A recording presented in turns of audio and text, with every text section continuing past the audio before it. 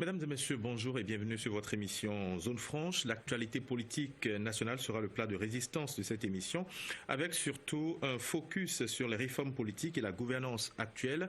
Patrice Talon arrive-t-il à relancer l'économie béninoise? Notre invité va apporter toutes les clarifications nécessaires ce matin, car en cette veille de la rentrée, qui pour le moins s'annonce apaisée du côté des partenaires sociaux, la situation économique du pays est toujours dans le tourbillon de la crise. Au plan de la gouvernance politique également, il y a un amas de critiques, surtout en ce qui concerne les décisions et les limogeages controversés. Nous parlerons de tout ceci avec Sylvain Akindes, ancien ministre de l'Environnement et président de la CONAB. Sylvain Akindes, bonjour. Bonjour. Alors j'anime cette émission avec mon confrère Léandre Dosso. Léandre, bonjour. Bonjour.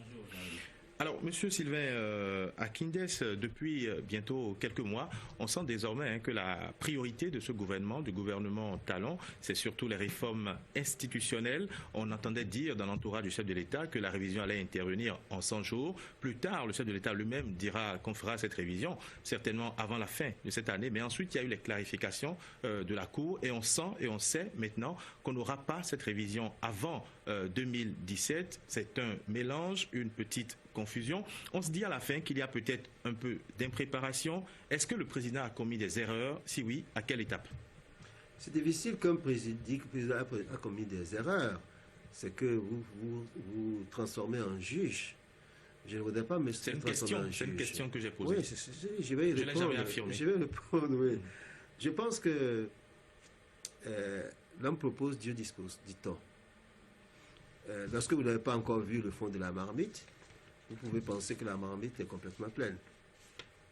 Et lorsque vous entrez, vous voyez le fond de la marmite, vous pouvez changer d'avis. Lorsque un père donne son salaire à un enfant, il dit voilà ce que j'ai fait avec. L'enfant sait à peu près ce qu'on peut faire, ce qui n'est pas possible de faire. Donc il n'y a aucun problème qu'un chef d'État ou un responsable change d'approche pour la solution des questions. D'autant plus que les réticences, les oppositions, il doit les sentir au fur et à mesure qu'il entre en discussion avec les gens. Pendant la campagne électorale, on dit les choses de manière générale. Mais il n'y a pas de débat pendant la campagne électorale.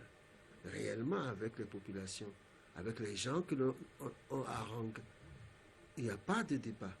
C'est pour ça que, d'ailleurs, lorsque la commission qui a travaillé a dit on a discuté ça pendant la campagne, j'ai dit où c'est qu'on a discuté pendant la campagne? On n'a pas discuté.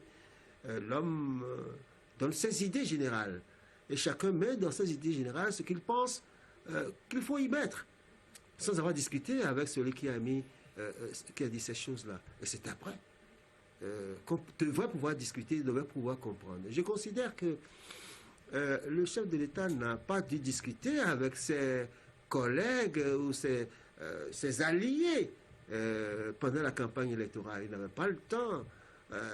Est-ce qu'ils ont eu le temps, avant d'annoncer un certain nombre de choses, est-ce qu'ils ont eu le temps de discuter après? Point d'interrogation. Point d'interrogation.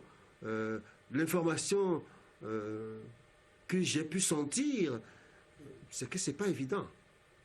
C'est pas évident. Si vous voyez d'ailleurs est-ce que vous voyez sur les réseaux sociaux des gens vraiment organisés qui interviennent pour soutenir l'action du gouvernement, telle position, telle position? Est-ce que justement tout ce que vous dites là ne montre pas l'impréparation dont nous parlons? C'est inhérent à notre pays, ça. Là, lorsque vous prenez un homme qui n'était pas en politique particulièrement, qui n'avait pas des collaborateurs politiques, que vous le poussez au pouvoir, c'est inhérent qu'il va faire 1 an ou 2 ans avant de trouver sa marque. C'est inhérent. Il ne faut pas rêver, n'est-ce pas? Je pense qu'on a l'habitude de croire qu'il faut rêver, et tout va se faire brutalement comme ça, c'est pas vrai. Mais il est entouré quand même de beaucoup de politiques. Ça ne suffit pas d'être entouré. N'est-ce pas? Vous pouvez dire quelque chose et il comprend autre chose. Vous savez, dans l'information, ce qu'on appelle le bruit dans l'information, vous dites une chose, mais c'est une chose que l'autre a comprise. Donc, c'est évident que ce n'est pas évident. C'est pas évident. C'est évident que ce n'est pas évident que on ait accordé tous les violons avant. Surtout. C'est évident qu'on ne l'a pas fait avant. Après, est-ce qu'on l'a fait?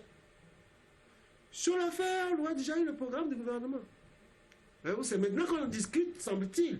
On rédige et on discute du programme du gouvernement. Donc on n'a pas encore accordé les violons. Les grandes orientations, on est d'accord.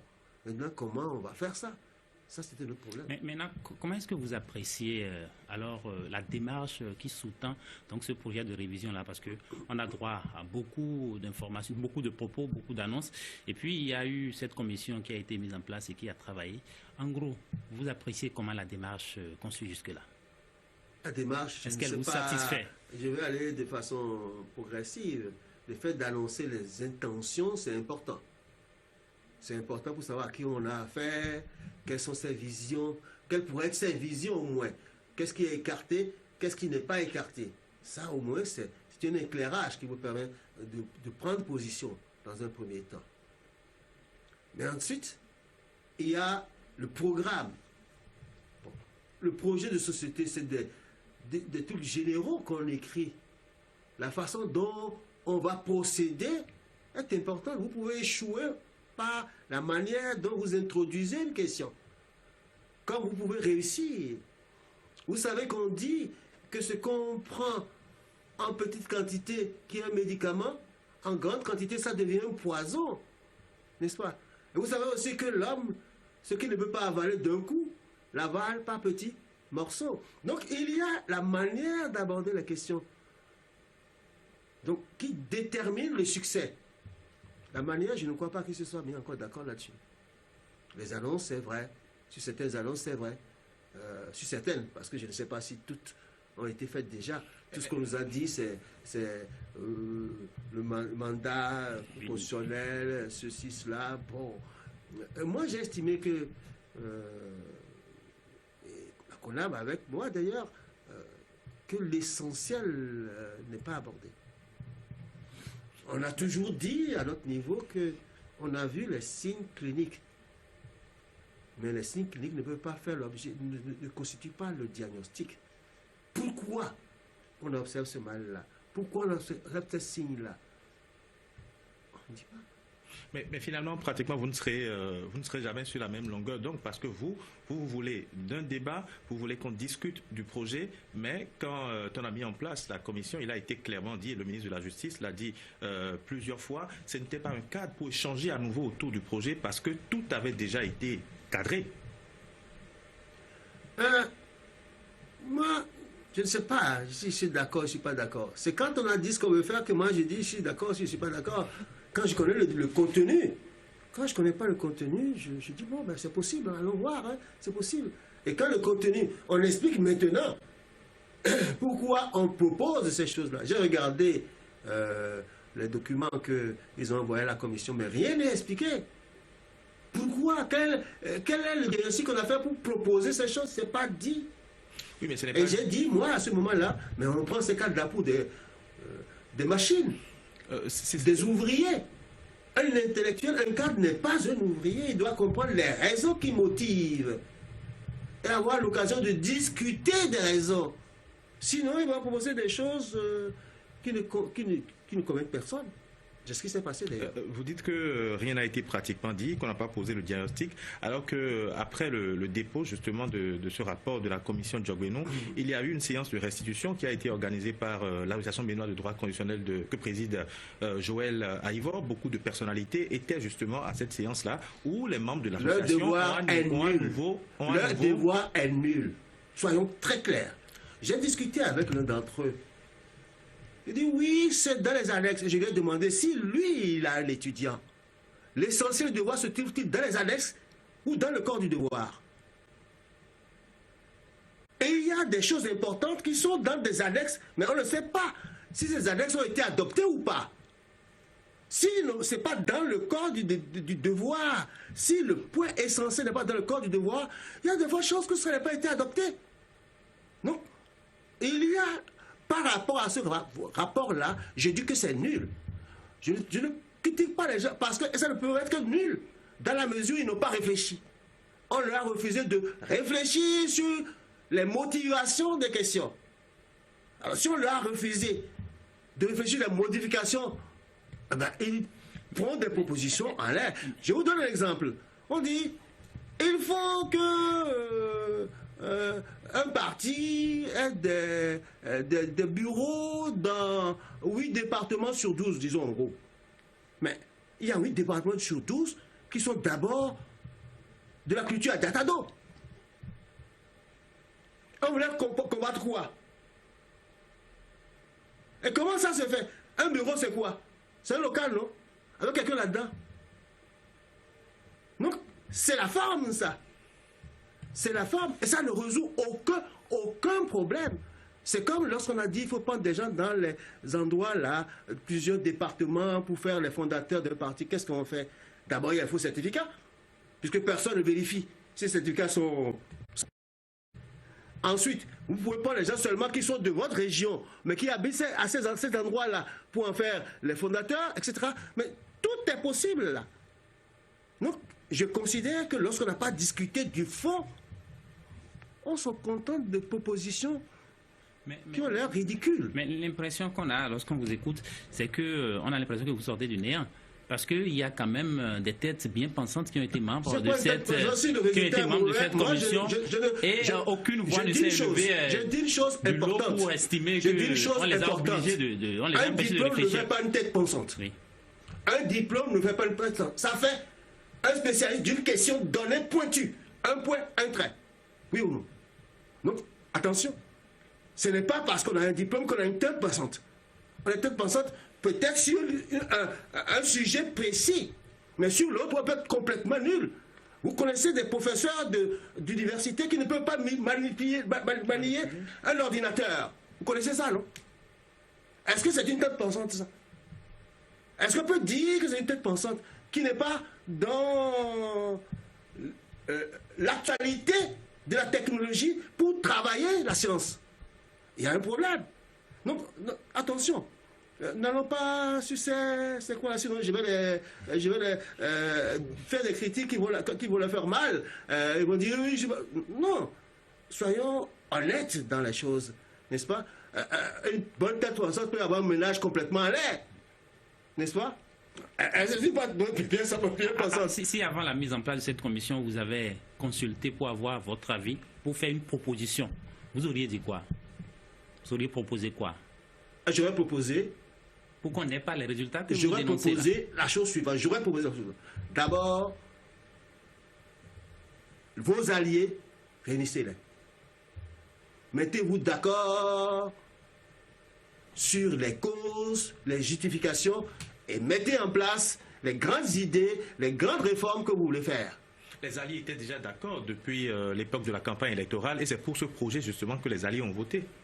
Oh, c'est vous qui le dites, hein? C'est ce qui a été dit. C'est ce que vous dites. Moi, j'ai voté Talon, mais contre Zinsou. J'ai voté Talon contre Zinsou parce qu'à un moment donné, vous choisissez le moins mauvais. Donc vous avez voté Talon par défaut. C'est ce que vous voulez dire. Dans le deuxième tour, c'est au premier tour qu'on choisit son candidat. Oui. Au deuxième tour, on élimine un candidat. Au premier, vous avez choisi qui? Ah, ça, là, c'est mon affaire, ça. Okay. Poursuivez alors. Précision importante. Donc, vous n'avez pas voté pour le président Talon sur la base du projet de société qui a été présenté, sur la base du contenu de ce projet. J'ai dû comparer les projets de société. Si j'ai dit j'élimine un, c'est que son projet de société est éloigné de ce que je pense qu'il faut faire. Donc, j'ai dû regarder son projet de société pour voir si ça se rapproche de ce que je fais, plus que l'autre. C'est tout. Donc, ça ne veut pas dire que je suis à 100% puisque je ne connais pas aussi le plan politique. Il m'est arrivé même de dire que c'est la dernière personne à qui j'aurais voté, pour qui j'aurais voté, sur un plateau de télévision. Tout simplement parce que je l'ai vu que c'est lui qui finançait la campagne de Yahi. À un moment donné, où j'ai trouvé que ce n'était pas le moment d'amener l'argent. D'accord. Donc, mais entre ça, n'est-ce pas? Parce qu'il sait les objectifs qu'il visait. Et maintenant, il y a une différence. Ok, on revient. Oui, vous disiez qu'il fallait réunir les alliés. Oui, se mettre d'accord. Puis ensuite, prendre l'avis des populations. Par référendum. Comment on appelle ça? Popularisation. On passe partout, on expose ce que les parlementaires appellent... la consultation foraine. C'est-à-dire, on passe d'endroit en endroit, on réunit les gens, généralement les personnalités, on ne réunit pas toutes les populations, les personnalités, on expose ce qu'on veut faire. ce qui est demandé. Oui, mais et après ça, là... Monsieur Akindes, oui? On peut comprendre que tout ce travail-là a déjà été fait pendant la campagne électorale, puisque à chaque déplacement du candidat, il s'exprimait clairement sur le contenu de son projet. Et il y avait un débat. Et il mettait surtout... Est-ce qu'il y avait un débat? Si les populations acquiesçaient et que finalement, il a eu... Si finalement, les populations ont voté pour son projet, c'est que le projet passait. Vous êtes bien théorique, hein? Permettez-moi de dire que vous êtes vraiment bien théorique. Peut-être que c'est votre rôle de... comment je vais dire, de juge, là, hein, ou de procureur que vous amène à raisonner comme ça, mais non. Qu'est-ce que concrètement, vous, là, concrètement, quand Talon a dit « je veux réviser la Constitution », il a dit « je veux un mandat », il a expliqué ça comment? Il a expliqué, le discours n'a jamais changé jusqu'à aujourd'hui. Dites-moi, comment il a expliqué? Ne dis pas qu'il n'a pas dit. Comment il a expliqué? Mais il a expliqué les avantages du mandat unique. Ah bon, lequel? Mais il a dit. Vous l'avez suivi. Et pourquoi il n'a pas mis ça dans ce qu'il a envoyé à la commission? S'il l'a dit, ça veut dire qu'il peut le reproduire, non? Et remettre le document à la commission, non? Ce n'est pas dit à la commission qui a travaillé. C'est pas là-dedans. Vous n'avez pas vu les documents? Il y a là-dedans. Donc il faut... Moi je ne... le superficiel ne m'intéresse pas. Le superficiel ne m'intéresse pas. C'est que vous dites clairement, je reprends ce que vous avez dit et je paraphrase peut-être aussi Léandre, vous dites que ce rapport est bon pour la poubelle, mais on sait bien entendu que dans ce rapport, on parle du mandat unique. On parle du mandat unique. Je n'ai pas dit qu'il est bon pour la parce que c'est du pareil au même. La partie où les membres de la commission ont décidé de réfléchir eux-mêmes, elle est très bonne. Mais la partie où on leur a donné des directives, elle est exécrable. Pour moi, il y a deux aspects de cette commission-là.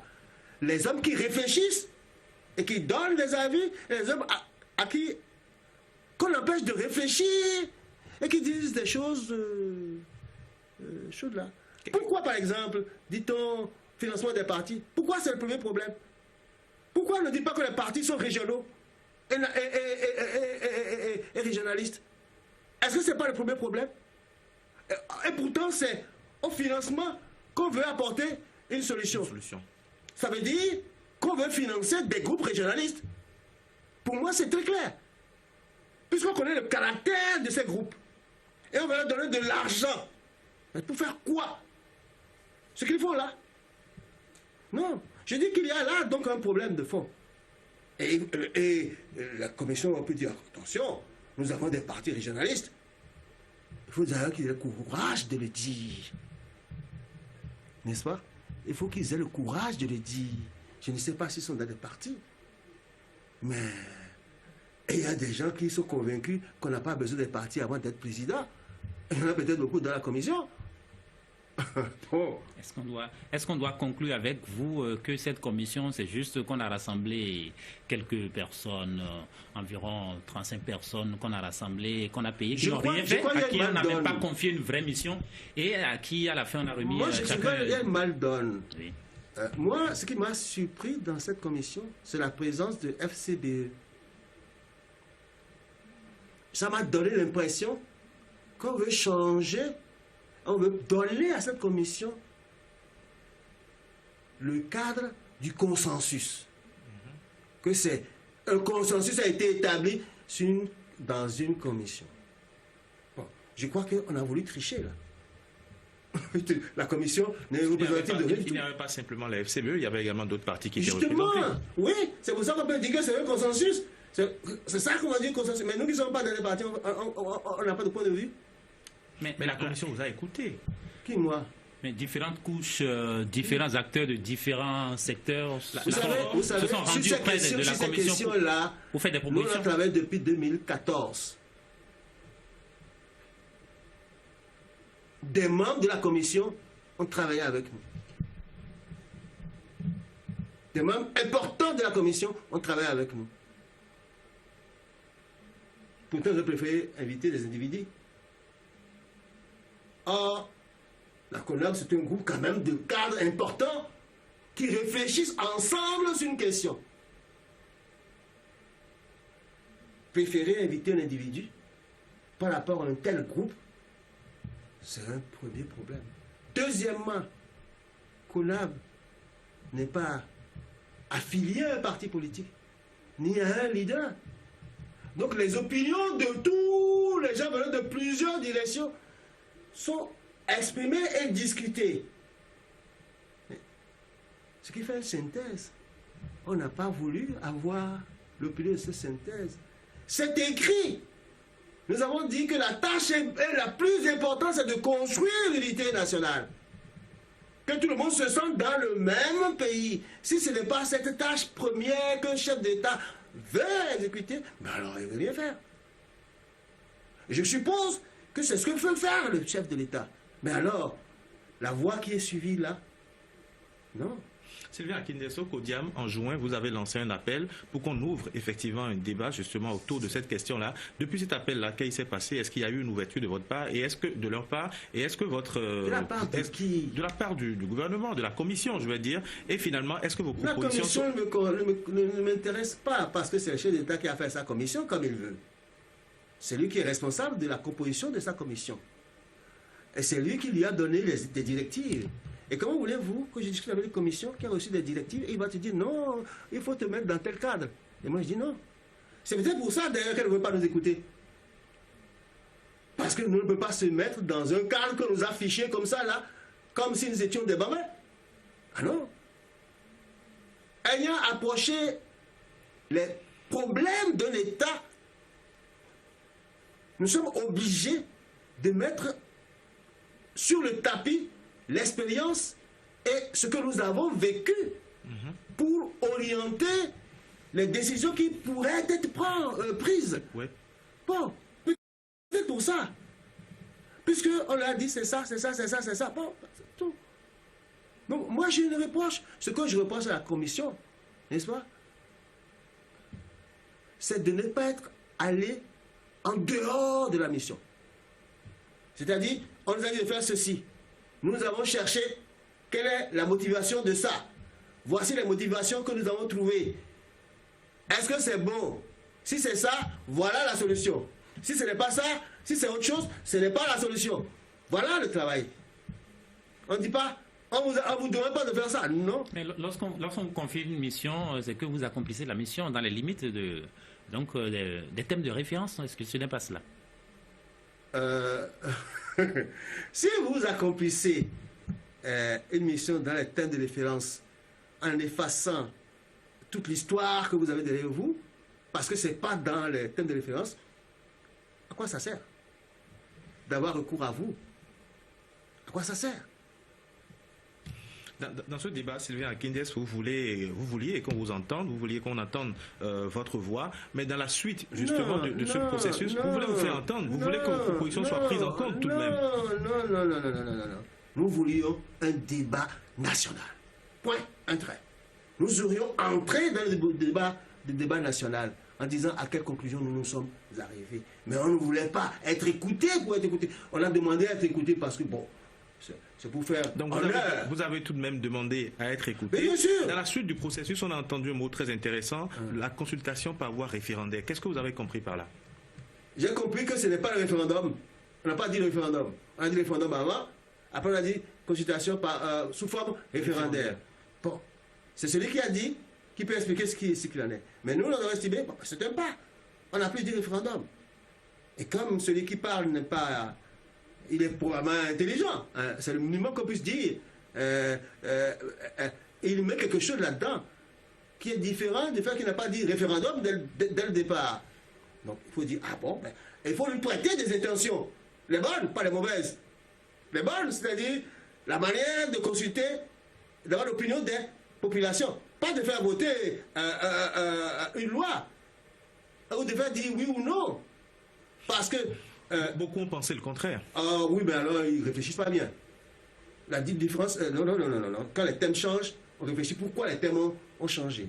Si on ne réfléchit pas pourquoi les thèmes ont changé, ben on n'a pas fait preuve d'intelligence, à mon avis. Et puis ensuite, un référendum, c'est quoi? C'est oui ou non? C'est oui ou non? Vous êtes d'accord sur ceci ou vous n'êtes pas d'accord? Ce n'est pas un débat. Vous pensez que le référendum, c'est un débat? Ce n'est pas un débat. Ce n'est pas prendre l'avis des gens. Faire voter un truc oui ou non, c'est pas pour la vie des gens. Pour la vie, c'est vous pouvez malaxer ça et donner toutes les possibilités possibles. C'est ça prendre la vie de quelqu'un. ou bien vous l'interrogez comme un tribunal, c'est oui ou non, c'est oui ou non. Non, c'est pas ça. Vous discutez avec lui et il justifie sa position. Si je ne dis pas sa position, il dit oui ou non, ça ne sert à rien. Vous dites que ceux qui ont au fait de penser que c'était un référendum déguisé ne réfléchissaient pas, mais est-ce qu'ils n'ont pas raison? Ils ne réfléchissaient pas. C'est ce que vous avez dit tout à l'heure. Vous avez dit ils ne réfléchissent pas comme moi, en tout cas. J'ai dit ça. Vous avez dit ils ne réfléchissent pas sur le changement des termes. Ça, c'est sûr.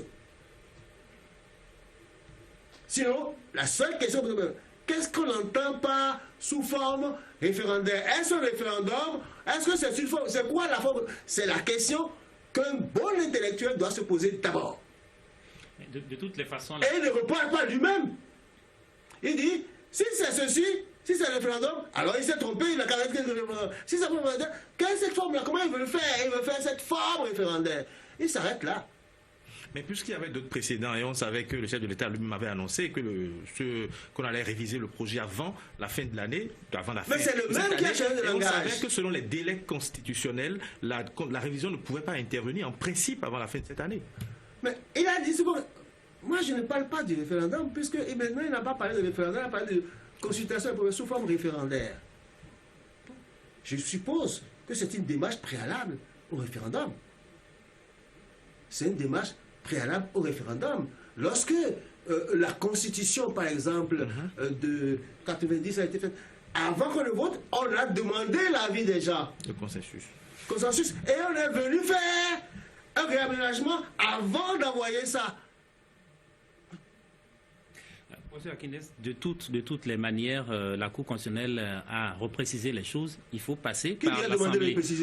Il faut passer par l'Assemblée nationale avant d'aller... Est-ce qu'elle a été saisie?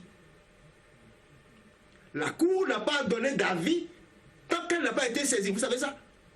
Mais la Cour n'a pas répondu. Le président de la Cour a fait une déclaration. Oui, mais ce n'était pas pour répondre aux propos du président de la République. Excusez-moi. C'était à l'issue d'un séminaire, d'un atelier que ces propos ont été tenus. En principe, le devoir de réserve ne lui permettait pas de dire ce genre de choses. Bon, de toutes les façons, professeur Akindes, c'est dit. Vous dites une chose et son contraire, professeur Sylvain Akindes, puisque nous avons établi clairement sur ce plateau que le terme, le langage utilisé par le président de la République, consultation sous forme ou par voie, je ne sais pas, référendaire et tout, que ce n'était pas assez clair. Est-ce qu'il ne fallait pas que la Cour, les gardiens et tout, les gardiens du temple et tout, puissent clairement, d'accord, clarifier la position des uns et des autres? Ils n'ont pas le droit, justement. Ils n'ont pas le droit. Tant qu'ils ne sont pas saisis, ils n'ont pas le droit.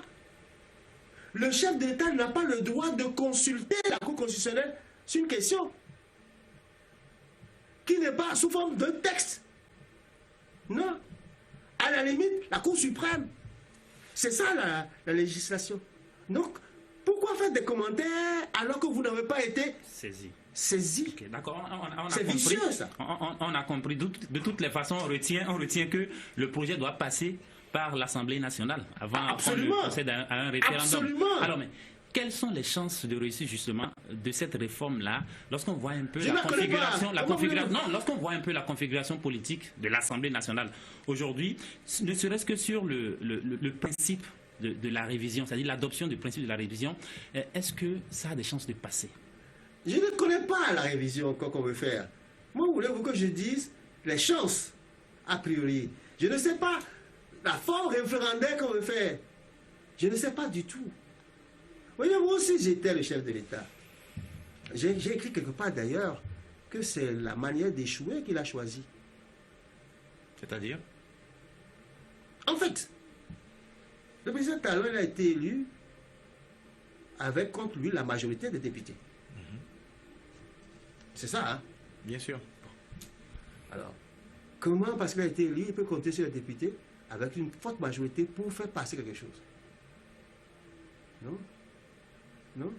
On compte sur les repositionnements, bien entendu, à l'Assemblée nationale, et ça a commencé d'ailleurs. Repositionnement, sur quelle base? Sur quelle base? S'il ne peut pas compter sur eux et qu'il n'y a pas de repositionnement, vous dites une chose au contraire là. En fait, lorsque vous avez été élu comme ça, vous vous adressez à ceux qui vous ont élu dans le détail de ce que vous voulez faire. Voilà, messieurs, ce que ça comportait.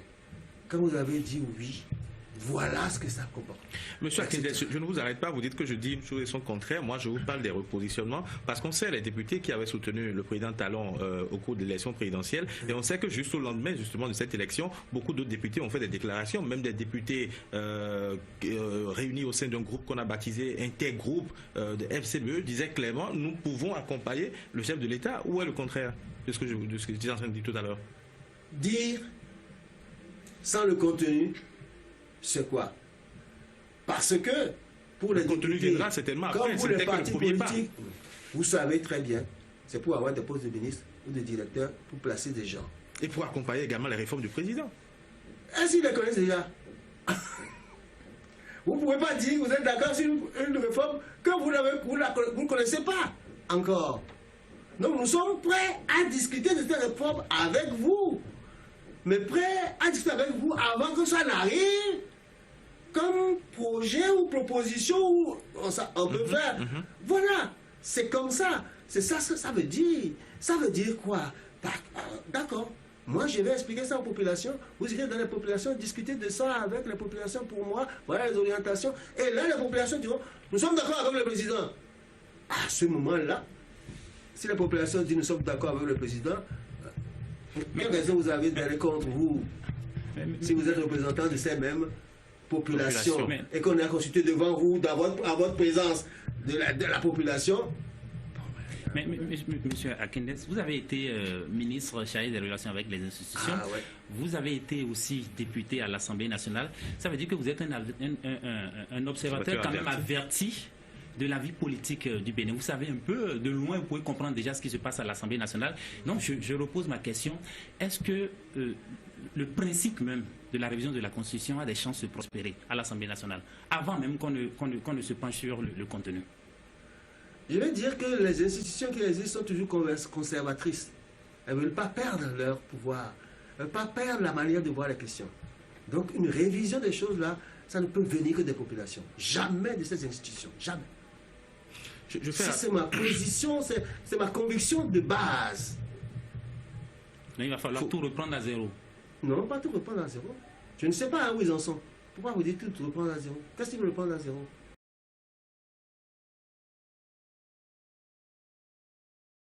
Il y a une commission qui a fini de travailler, qui a déposé son rapport. Vous l'avez lu, où ils en sont, vous? Mais ils ont déposé un rapport à celui qui a justement instruit cette commission.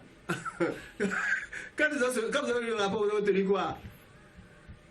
Moi, j'ai obtenu qu'ils n'ont pas de position. Ou bien ils sont contre, ils ne veulent pas dire qu'ils sont contre. C'est ça que moi j'ai lu dans ce rapport-là, moi que vous avez vu autre chose, vous. Hein? Sauf la réforme, disons, du système judiciaire, peut-être, de la maison de justice. Là, c'est très clair. En dehors de ça, vous savez que c'est clair. Selon vous, aujourd'hui, est-ce qu'on est encore très loin d'avoir sous la main finalement le projet de révision? J'en sais rien. Franchement, j'en sais rien. J'en sais rien. Je considère, moi, sans que quelqu'un puisse dire que ça m'étonnerait qu'on ait terminé ça là pour décembre. Nous sommes pratiquement en octobre, novembre, décembre. C'est pas possible. Consulter la population, même si c'est en 2 jours, pour rédiger un truc, etc. Tout le reste, l'Assemblée... Non, ce ne sera pas possible. Pour moi, c'est évident, ça. N'est-ce pas? On n'a pas besoin de rappeler aux gens les délais et autres, comme si c'était des gens qui n'avaient pas de conseillers capables de leur dire ça. Je ne crois pas. Vous disiez tantôt, ça me permet de continuer dans ce débat, vous disiez tantôt que la solution, quand on parle de ce projet-là, viendra certainement et sûrement des populations, parce qu'il faut aller... Devrait venir des populations, parce qu'il faut aller vers les populations, échanger avec elles, et surtout leur expliquer le contenu du projet, et qui parle peut-être des populations, parle également des élus locaux, des maires. On observe aujourd'hui une vague de destitution des maires. Est-ce que c'est ça qui pourrait peut-être justifier cette destitution-là, puisque ça se dit, et on l'a entendu plusieurs fois, que les maires qui sont en train d'être positionnés ou qui vont être positionnés seront les maires proches du camp actuellement au pouvoir? Disons en gros que si vous êtes dans d'une commune, ce que le maire dit, bon, c'est ses partisans qui y croient. Les autres, ça ne change pas, n'est-ce pas? Les opinions d'une commune ne changent pas. parce que le maire a émis telle opinion. Si c'est le cas, pourquoi met-on tant d'énergie pour pouvoir débaucher des maires, pour pouvoir susciter moi, je ne l'adhésion? sais pas qui met des énergies pour débaucher les maires. On a vu sous le régime passé tout ce que le chef de l'État d'alors faisait pour avoir ses élus locaux dans son camp. Pourquoi est-ce qu'on met tant d'énergie alors à avoir les élus locaux dans son camp? Ça a marché son affaire. Ça n'a pas marché, donc je ne sais pas. Je ne sais pas s'il a réfléchi comme ça. S'il a réfléchi, il s'est rendu compte qu'il se trompait. N'est-ce pas? C'est comme on a dit, FCB, plus PRD, plus AB, mais ça y est, ça a fait la majorité du Bénin. Non, mais c'était des propos de campagne, c'était de bonne guerre. Vous n'avez pas tenu rigueur à ces propos-là. C'était pendant la période électorale et chacun était libre donc de tenir les propos qui pouvaient être tenus pour convaincre donc les électeurs. Il y a des gens qui ont cru Mordicus, hein, qui ont cru Mordicus. Je ne dis pas que c'est tout le monde, je ne dis pas que c'est vous, mais celui qui est de l'extérieur, à qui on donne ces éléments-là, il pense quoi? Que c'est dans la poche? Quand vous dites que les populations ne suivent pas forcément ce que le maire dit, moi je vais vous reposer donc la question autrement, parce qu'il y a déjà deux maires qui ont été destitués, sinon 3 bientôt je crois, et il y a d'autres communes qui sont annoncées également. On a parlé du cas de Glazoué. 3 destitués déjà. Voilà, on a parlé du cas de Glazoué, on parle de Zanyanado, d'Abomey également, beaucoup d'autres communes. Au plan politique, qu'est-ce que cela veut dire quand on sait qu'on est en début de mandat et qu'il y aura beaucoup... Au plan politique, ça veut dire quoi? D'abord, quelle est la politique des maires? Quand on dit au plan politique, ça, qu'est-ce qu'on met dedans? Parce que, selon ce que moi j'ai vu des textes, le maire est un président de la République de sa commune et en même temps le président de l'Assemblée nationale de sa commune. N'est-ce pas? Par contre, tous les pouvoirs sont concentrés dans sa main. Bon. Si la chef de l'État et qu'il se fout pas mal des conseillers, il fait ce qu'il veut. Mais si ce chef de l'État, même avec des gens qui sont dans le même groupe que lui, mais si ce chef d'État s'en va, il n'a plus les mêmes facilités. Non, ces mêmes amis-là qui était avec l'autre, dit maintenant il a fait son temps, nous on va faire aussi maintenant. Il suffit qu'on dise on est d'accord avec le nouveau. C'est terminé. L'occasion a été préparée par l'action du maire avant. Au lieu de jouer collégialité, il joue solo. J'ai l'appui du chef. C'est lui, c'est moi qui le rencontre, etc. Il a fait ça au moment où le type s'en va, ben, ça arrive. Le nouveau n'a même pas besoin de faire quoi que ce soit. Quoi que ce soit. C'est d'eux-mêmes que les gens vont prendre des décisions de ce genre. Ça n'a rien à voir. Lorsqu'on voit tout ce qu'il y a comme destitution au niveau des mairies et tout ce qu'il y a comme menace de destitution de maires aujourd'hui dans le pays, est-ce qu'il n'y a pas urgence à revoir les tests de la décentralisation? Parce que lorsqu'il y a donc cette actualité de destitution dans une commune, forcément, la commune ne fonctionne pratiquement plus. Est-ce qu'il n'y a pas urgence à agir? Nous avons fait un séminaire la dernière fois. On a dit, parti politique, unité nationale et développement national équilibré. On a eu à parler de la décentralisation. Il y a des thèmes qui étaient quelle décentralisation pour un développement national équilibré. La conception de la décentralisation chez nous n'existe pas. Ça n'existe pas. Les partenaires se disent, il faut faire décentralisation. Bon, d'accord. Quels sont les principes que vous voulez promouvoir par la décentralisation? Quel est le mode de développement que vous voulez promouvoir par la décentralisation? Quels sont les problèmes sociaux que vous pouvez résoudre par la décentralisation? C'est ça qu'on fait. Chez nous, c'est qu'est-ce qu'on a fait? On a pris les anciens cercles, là, on les a divisés en 2 ou en 3, c'est devenu des districts, et on dit décentralisation, un point, un trait. Conséquence, c'est qu'il y a des régions où les bagarres entre les ethnies du même coin sont si féroces que si l'un de côté, l'autre est de l'autre côté. Ces questions-là sont résolues par une conception de la décentralisation. La deuxième chose que nous avons constatée, c'est que tous les hommes politiques se sentent redevables de leur région. À la limite, il faut les laisser dans la région. Il faut que la décentralisation fasse en sorte qu'ils aient la possibilité d'agir dans leur région pour régler les problèmes de leur région. Et qu'ils ne viennent pas encombrer maintenant l'État unitaire par la recherche de tout pour eux. Donc il y a cette orientation qui devait être recherchée par le phénomène de la décentralisation. Donc je dis, comme d'habitude, nous prenons des options sans avoir, semble-t-il en tout cas, de mon point de vue, on peut avoir un autre point de vue, je le reconnais, tenu compte des contraintes que l'on a. Des contraintes que l'on a. Ensuite, la réalité c'est quoi? Lorsque le maire aujourd'hui prend une décision, n'est-ce pas? Il écrit en français, hein?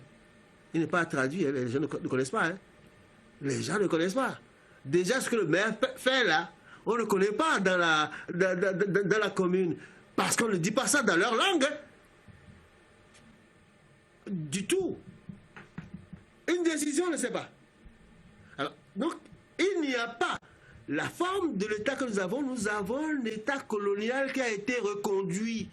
Un point, un trait. Puisque la population ne sent pas qu'elle est l'État. Que c'est elle qui soutient l'État et qui peut désapprouver ce qui se passe. Elle ne le sent pas. Elle considère que c'est quelque chose en dehors d'elle, où des gens qui connaissent français doivent aller et qu'on doit leur demander pardon, fais-moi ceci. Pas de droit. Donc c'est pas un État, ça. C'est parce que ça, là, c'est la copie conforme de l'État colonial, parce que l'ordre venait de l'extérieur. Vous devez faire comme ça. C'est pour ça qu'il parlait tout le temps de l'autorité de l'État. C'est quoi l'autorité de l'État? L'autorité de l'État contre les populations? On sort de l'autorité d'où? Des populations ou on l'a parce qu'on est État? On sort ça des populations. Et comment on le sort? Dans un pays normal, c'est pas la loi. Donc, on aurait pu dire l'autorité de la loi. Ça, on comprend. Mais quand on a le réflexe colonial, on ne dit pas l'autorité de la loi, on dit l'autorité de l'État. C'est ça. Donc, je dis que le problème des maires, si vous êtes très proche des maires, c'est comment donner les marchés. Hein. C'est pour ça qu'il dit que c'est flou, c'est solitaire, parce qu'il n'a pas eu les marchés, il a donné ça. C'est ça. Vous dites que des gens qui sont responsables de passage de marché, ben, le SUD n'a pas pu passer. Non, donc le maire, comme c'est le maire qui décide, il a décidé. Puisque nous parlons de la décentralisation des maires, donc des populations également, parlons de la morosité. Si mes souvenirs sont exacts, Sylvain Akindès, vous étiez sur ce même plateau il y a quelques mois déjà, après le 6 avril, vous étiez en train de dire à l'époque qu'il fallait laisser le président travailler parce que les populations étaient déjà inquiètes et puis il y avait une sorte de pessimisme à l'époque. On sent depuis pratiquement 5 ou 6 mois bientôt que la situation n'a pas beaucoup avancé, que la situation économique aussi se dégrade, surtout au plan politique. Les partis politiques ne disent pratiquement rien et que la société civile est complètement à faune. On a l'impression aujourd'hui qu'il n'y a que des caps dans cette société civile. Est-ce qu'on a encore, au regard de tout cela, est-ce qu'on a encore des raisons d'être optimiste? Si on n'est pas optimiste, on fera quoi? Il faut estimer que les choses vont changer pour qu'on aille plus loin. Il faut travailler pour gagner plus d'optimisme, qu'il y ait des possibilités. Maintenant, la situation de crise, je ne la mesure pas, on dit, hein. Vous savez ce qu'on dit, moi? Vous ne sentez pas la crise, vous? Moi, je suis retraité, j'ai ma pension. Le jour où on va me couper la convention, je dis, il y a problème. La pension tombe, mais vous allez acheter sur un marché. Oui, mais enfin, c'est pas une crise, ça. Le renchérissement des coûts, ben, c'est parce que la vie est de plus en plus chère. On doit payer tout. Il y a des enfants qui veulent beaucoup plus de choses. Ils s'en foutent que vous ayez l'argent ou pas, ils demandent. C'est comme ça. Ça, là, ce n'est pas... Mais la réalité, c'est quoi? Vous ne ressentez pas la crise du tout? Je ne sais pas ce que c'est. Je ne sais pas quelle crise. La morosité. Moi, je crois qu'il y a une crise morale dans le pays. D'abord, je pense qu'il y a d'abord une crise morale. Tout pour moi, rien pour les autres. Je pense que c'est ça l'essentiel. Oh non, même du côté des commerçants. Oui, comment ils se battent. Bon, et comme c'est l'État qui est le pourvoyeur de ressources, disons, de projets et d'argent, ça revient encore à l'État. Mais disons, la crise...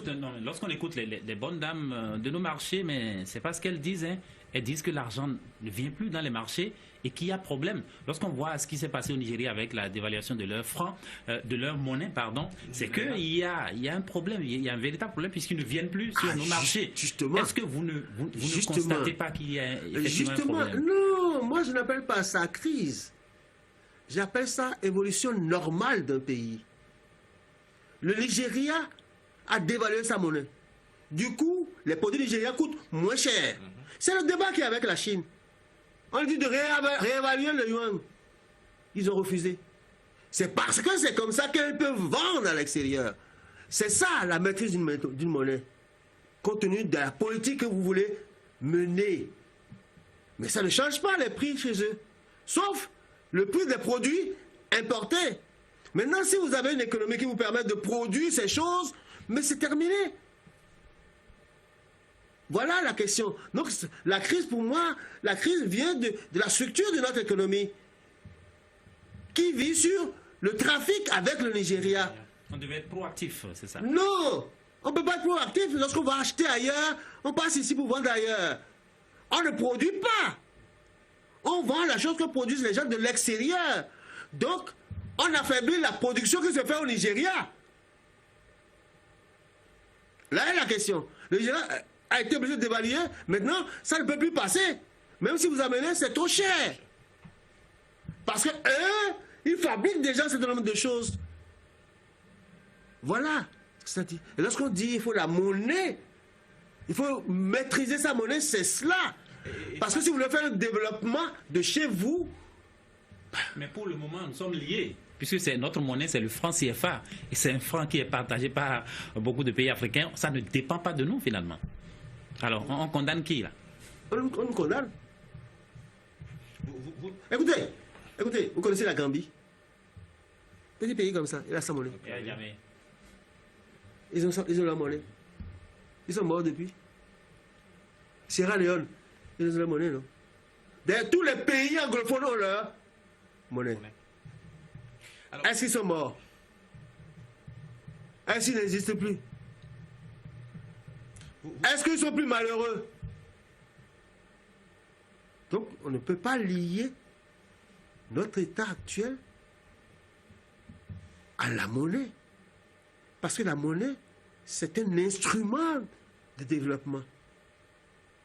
Mais nous, c'est un instrument pour aller chercher le développement de ce que les autres ont fait. Et le consommer, c'est un truc de consommation. Vous invitez nos États africains, nos États francophones, je vous invite donc nos gouvernants béninois, par exemple, à oser. Pas oser, de nous expliquer pourquoi. Quel est l'intérêt pour le développement du pays de faire ainsi?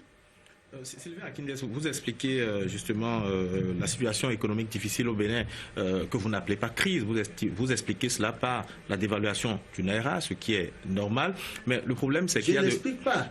Je dis ce que je connais, c'est les rapports avec le Nigeria et l'effet de la dévaluation du Naira sur les commerçants du Bénin.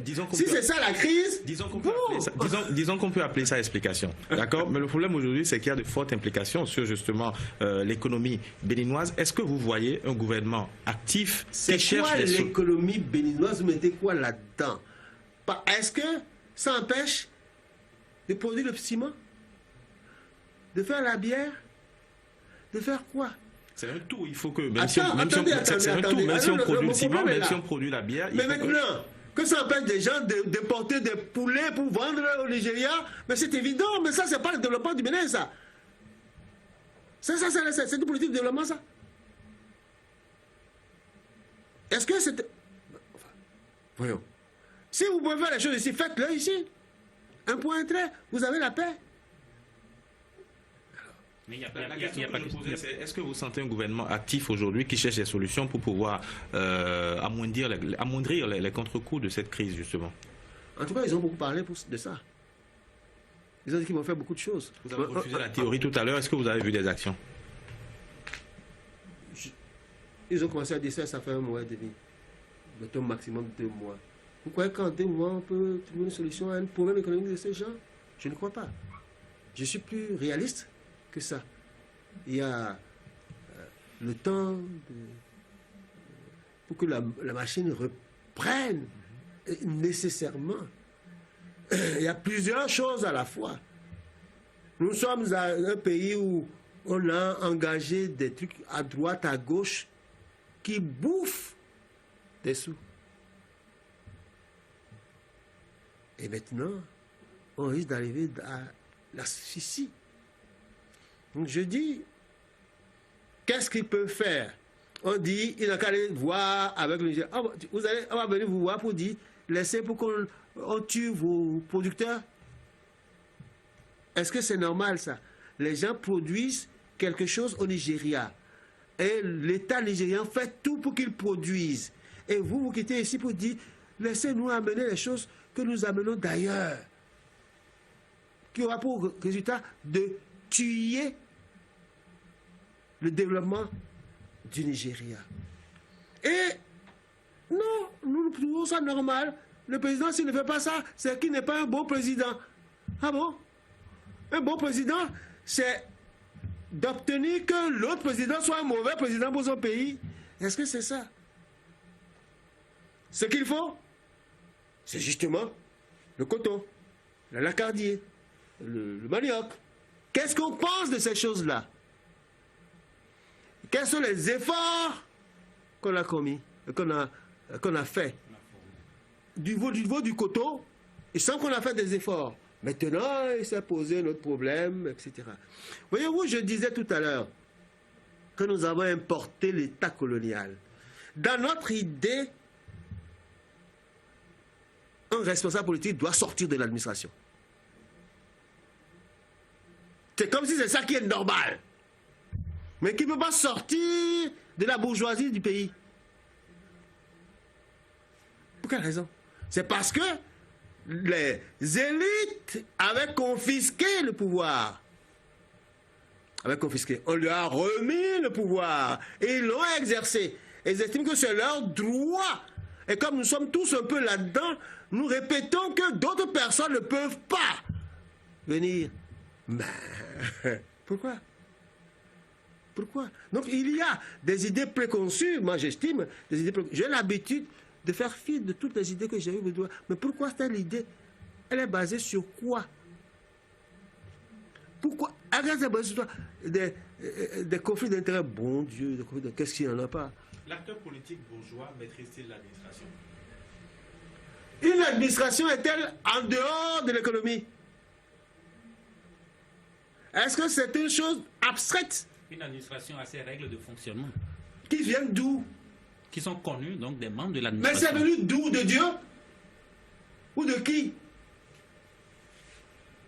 C'est venu de qui? On met en place l'administration qu'il faut pour les objectifs que l'on poursuit. On ne prend pas l'administration qui ne vous permet pas d'atteindre les objectifs que vous voulez. Vous définissez vos objectifs. Et c'est en fonction de ces objectifs que vous faites les modifications de votre administration. C'est ça la démarche normale. La démarche normale, c'est pas de dire que l'administration est contre. Non. C'est comme moi, j'avais des responsables financiers. Ils me disaient, oui, monsieur le ministre, il faut ceci. Je dis non. Si vous êtes financier, voilà l'objectif que je veux atteindre. Vous devez trouver le moyen qu'on atteigne cet objectif-là. Vous n'allez pas parler de choses qui me permettent de ne pas atteindre. Pourquoi j'ai l'argent alors? Puisque c'est pour faire quelque chose de précis, qui est juste et qui est normal. Donc il faut en tenir compte pour mettre en place l'administration qu'il faut afin que ce soit ainsi. Moi, je pense que Nous allons passer à une autre actualité. Vous l'avez certainement suivi, hein, la situation de drame qui a frappé donc, la localité de Tori à Vamey. Oui. Il y a beaucoup de nos compatriotes qui ont été morts, qui ont été tués dans les feux d'une opération de destruction de produits avariés. Et le président de la République a réagi, il a limogé, il a relevé de leurs fonctions certains responsables au niveau de l'administration, au niveau de la gestion du pays. Est-ce que vous pensez, vous aussi, que dans n'importe quel pays, les populations seraient comportées de la même manière, c'est-à-dire se ruer sur des sites de destruction de produits avariés et chercher à se servir? Normal, c'est protégé. L'accès est interdit par des mesures fortes. Quand il y a des mesures fortes, on a peur du gendarme. Donc on n'ose pas. C'est ça. C'est pas si ce n'est pas protégé, si c'est... Ensuite, c'est venu de l'extérieur.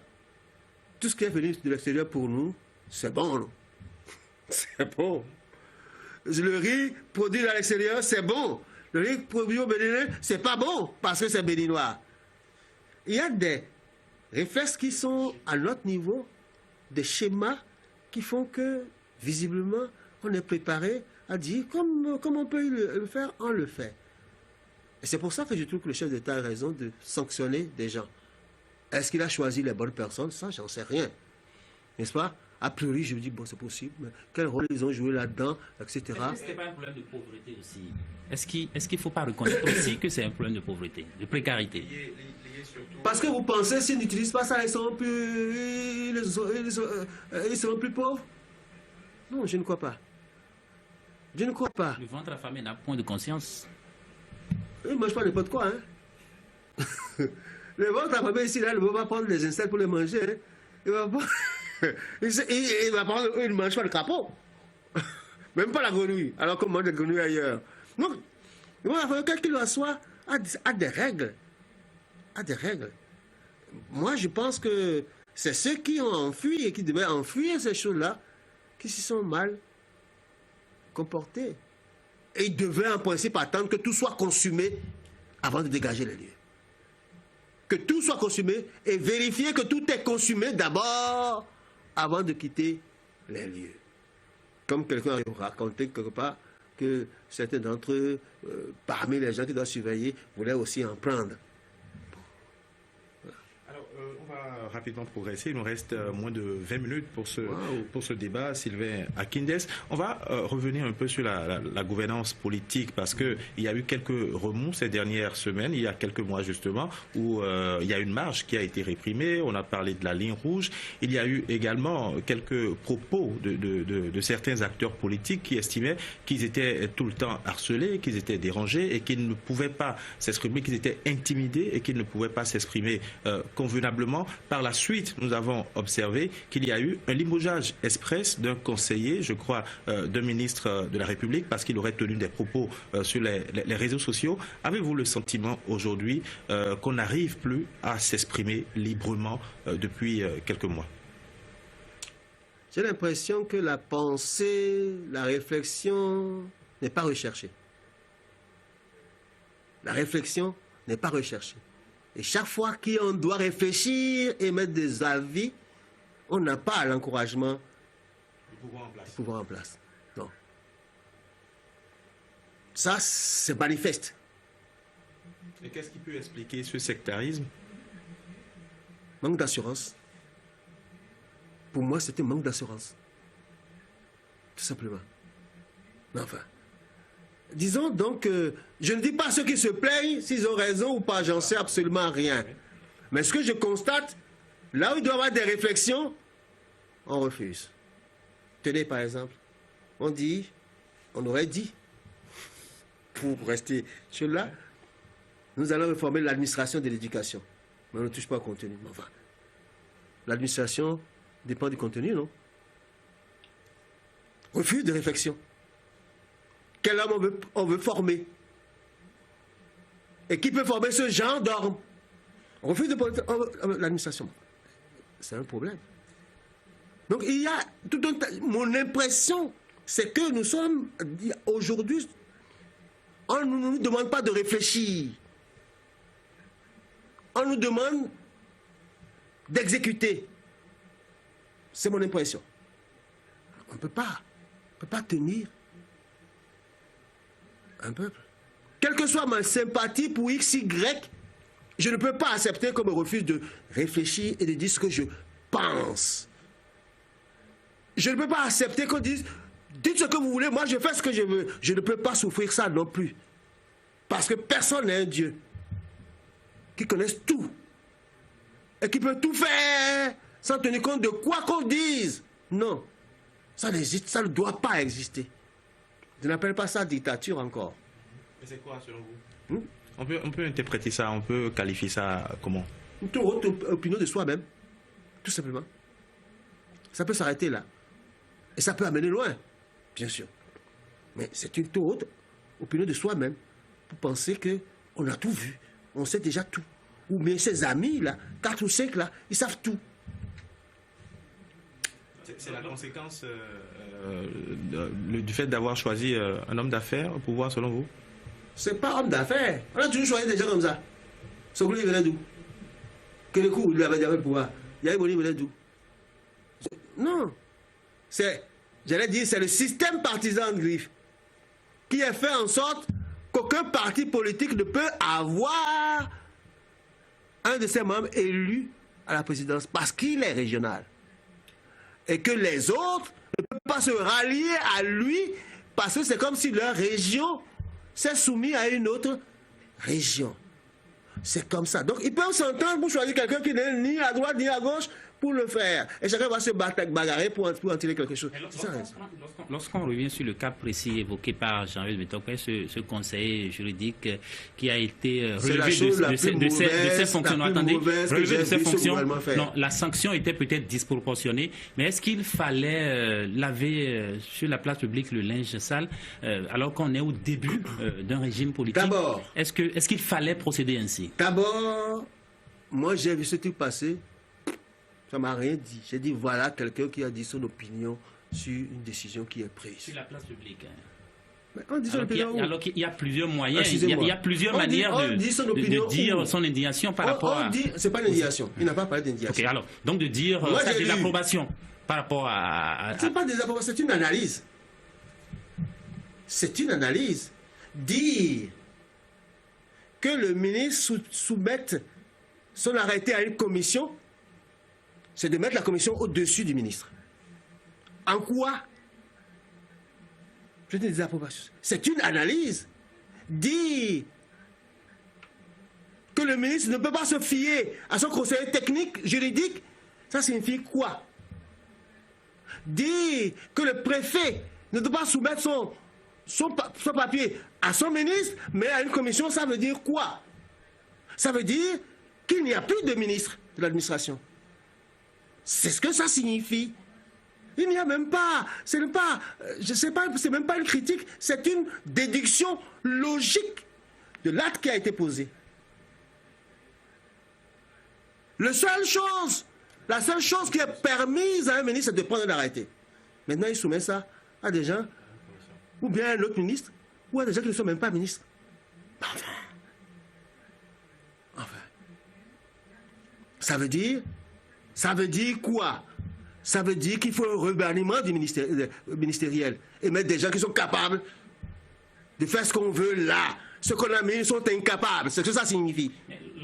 Lorsqu'on revient... Et que c'est une commission qui est plus capable que... Lorsqu'on est membre d'une équipe, est-ce qu'on n'a pas cette obligation de réserve?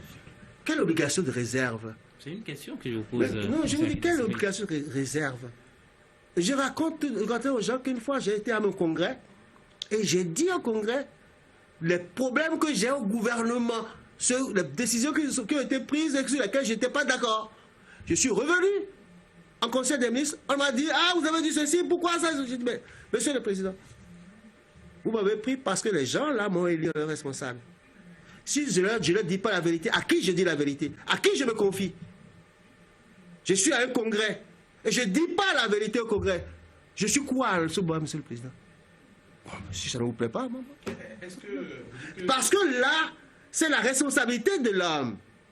Demain, vous allez dire, vous, quand tu étais là, qu'est-ce que tu as dit? Est-ce que tu as dit quoi que ce soit? Tu t'es tu, non? C'est pas ça que vous allez écrire. Le type, il a un gilet pare-soleil, a dit, voilà ce que ça signifie. Mais ça veut dire, aucun cadre qui prête ses services au gouvernement n'a plus le droit de dire son opinion nulle part. C'est ce que ça signifie. Quelle intention vous avez lu derrière la prise de ce acte-là, de ce décret qui crée cette cellule d'enregistrement des arrêtés, oui. Quand c'est comme ça, là, ça veut dire que vous avez des collaborateurs sur qui vous ne comptez pas. Vous les réunissez, vous faites des séminaires pour qu'ils comprennent ce qu'il y a à faire. C'est comme ça. Et c'est en cela que vous avez dit tout à l'heure que ça veut dire que ceux qui ont été nommés à différents postes, pas forcément les ministres, hein, que tous ceux qui sont là... Y compris les ministres. Y compris les ministres. Oui. Lorsqu'on empêche le ministre de prendre un arrêté, ça veut dire qu'il n'est pas compétent pour parler avec le ministre. Et ça veut dire aussi que ceux qu'il a autour de lui ne sont pas compétents pour lui dire que ça, ce n'est pas juste. C'est ce que ça signifie. Qu'il faut un remaniement même et que ceux qui sont là sont incapables. Est-ce que donc vous donnez raison? Je n'ai pas dit. Ça signifie. Bien sûr. Ça signifie qu'on considère qu'ils ne sont pas capables de juger de ce qu'il faut faire. Par conséquent, il faut les changer s'ils ne sont pas capables de le faire. Ça veut dire que vous donnez... De mettre les gens de la commission là à leur place et puis c'est terminé. Quelle commission? La commission qui regarde les arrêtés. Elle est capable de dire les arrêtés, pas les ministres. Elle n'a qu'à aller là. Ça veut dire, Sylvain Akinde, est-ce que vous donnez un peu raison aux syndicalistes qui estimaient que les nominations se faisaient en catimini et qu'on ne pouvait pas maîtriser exactement et qu'on ne savait pas ce que ceux qui étaient nommés pouvaient faire? Est-ce que vous donnez raison donc à ces syndicalistes? Est-ce qu'on n'a jamais su ce que pouvaient faire ce qu'on nommait? Non, nous n'allons pas cette discussion oiseuse là. Qui a jamais su ce que ça... Est-ce que moi je sais ce que vous pouvez faire? Vous parlez bien, vous présentez bien, vous souriez bien. Et je dis, ah, s'il te plaît, sympathique, je ne vais pas faire ceci. Est-ce que c'est ce que vous pouvez faire? Oh non. Ça, ce raisonnement-là, non, c'est pas pour moi. Moi, il faut, justement, c'est pour ça qu'il faut des partis où on a travaillé avec des gens. On sait comment ils réagissent. On sait comment ils abordent les questions. C'est ça, Alex, qui est important. Léa? Nous allons vers la fin de cette émission, mais avant, nous allons donc vous allez me dire un mot sur cet ouvrage que vous venez de sortir. C'est le tome 1 d'un essai d'histoire du temps présent au Bénin postcolonial, problématique d'un engagement politique. Et ce tome 1 s'intéresse au Bénin, au Dahomey de 46 à 72. Vous parlez de l'instabilité au marxisme-léninisme.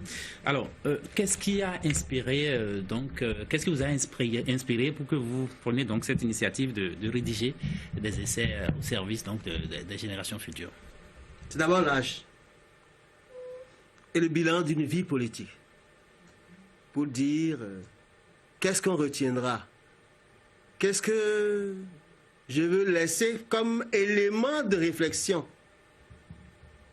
Parce que si vous ne connaissez pas ce qui s'est passé avant, vous ne pouvez pas savoir comprendre ce qui se fait aujourd'hui.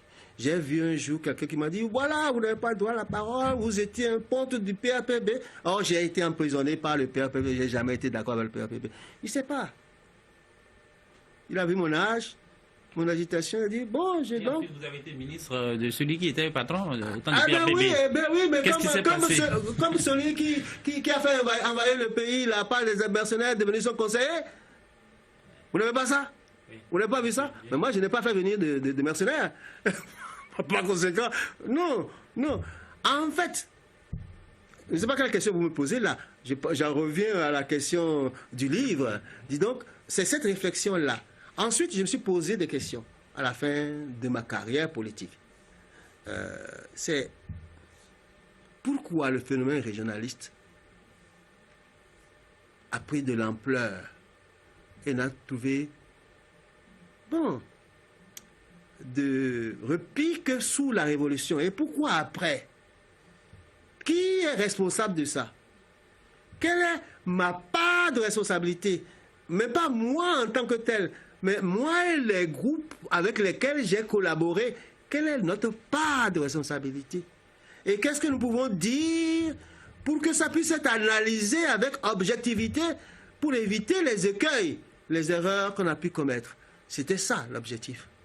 Et j'ai fait cette première partie-là parce que, en gros, notre agitation a mené à un régime marxiste-léniniste, mais qui a prolongé une période de parti unique et de régime de coup d'État et de président provisoire nommé par l'armée. Voilà. Donc, je veux comprendre. On a accusé Maga d'avoir introduit le régionalisme en politique. Enfin, certains l'ont accusé. Je dis, mais est-ce vrai? Pourquoi on a dit ça? Puis c'est pour ça que je suis retourné à 46. Pour voir comment on a choisi les gens en 46 et comment on est arrivé à 51 où il y a eu ce clash où Apiti est parti à droite et Maga à gauche. Et puis le parti unique qui avait parti où tout le monde était a éclaté. Pour comprendre, est-ce que c'est des bases régionalistes? Et finalement, dans cet ouvrage, quelle est l'hypothèse la plus, comment je vais dire, plus proche de la solution finale que vous avez eue concernant le régionalisme? C'est d'abord que chaque individu est lié à son terroir et a des comptes à rendre à son terroir. Ensuite, que notre pays est un pays multi-ethnique et que ce n'est pas un pays uni par l'histoire non coloniale.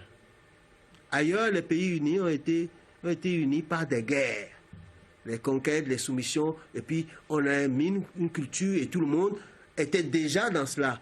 C'est comme si on créait un État là, du sud du Bénin, là, bon, tout ce monde-là, c'était à Diatado, bon, ça passera mieux que si on met d'autres personnes qui venaient d'ailleurs. Mieux, je dis, pas nécessairement bien, mais enfin, mieux. Donc, est-ce qu'on avait conscience de ça? Et qu'il y avait donc des actes qu'il fallait poser pour que ce qui a été fait arbitrairement soit un héritage que nous conduisons vers quelque chose d'unitaire, réellement.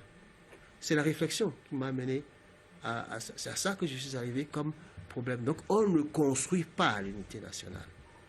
On ne construit pas l'unité nationale. La conférence nationale dit qu'il faut le développement équilibré. Depuis quand vous avez entendu parler du développement équilibré comme des conséquences de la conférence nationale?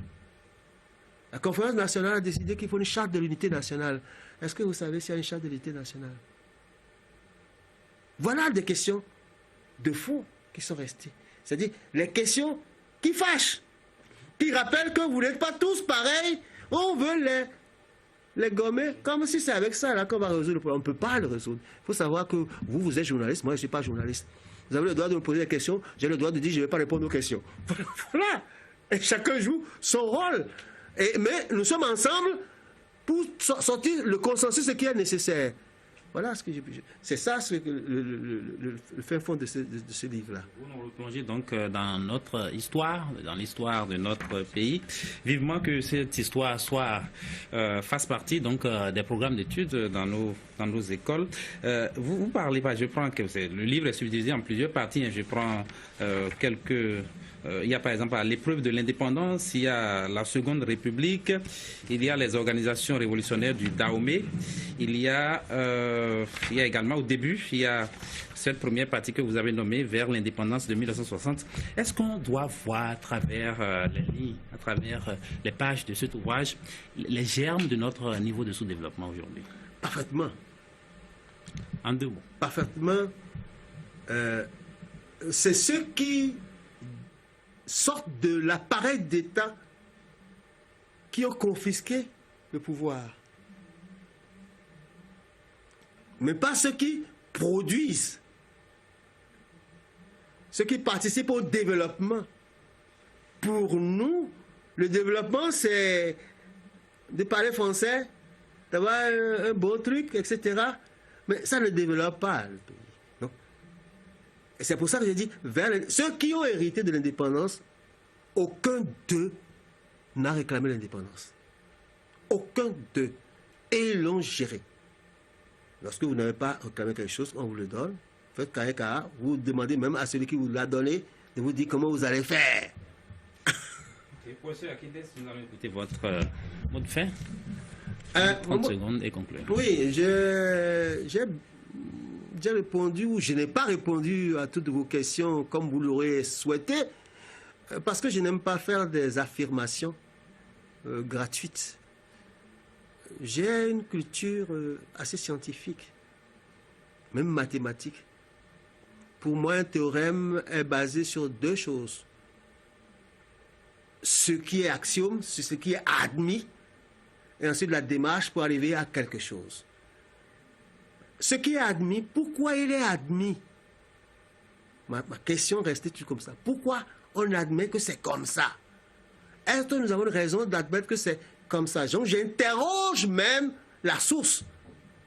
Tant que je n'ai pas trouvé la solution à la souche, le reste, je peux dire que bon, c'est une construction de l'esprit. Merci à vous, professeur Sylvain Akinde Sadiq Diouf, chargé de Mitokwe. Madame, monsieur, c'est la fin de Zone Franche de ce dimanche. Merci de l'avoir suivi.